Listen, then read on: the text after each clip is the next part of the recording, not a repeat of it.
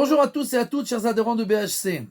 Dans la paracha, nous lisons une femme qui accouche et qui amène naissance à un petit garçon. Le 8e jour, on lui fait la brit mila, etc., etc. Le Midrash nous pose la question, pourquoi dans la paracha de la semaine dernière, où on a lu toutes les halachot qui ont trait aux animaux, aux poissons, etc., alors cette paracha-là, toutes les lois qui ont trait aux animaux, elle est avant la paracha qui nous parle des lois qui ont trait à l'homme.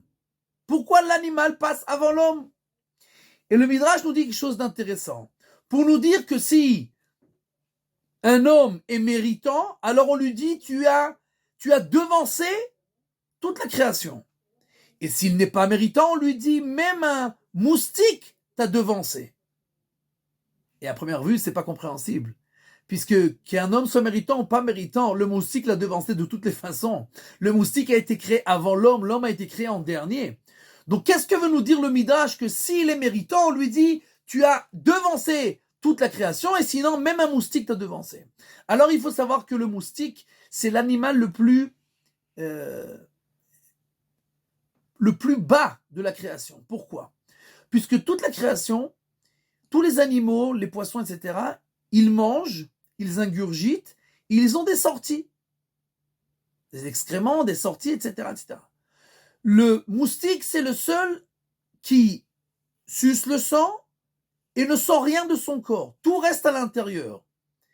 Et l'homme est dans ce monde-là pour recevoir, c'est certain, mais surtout pour sortir de lui, pour donner, pour influencer autour de lui.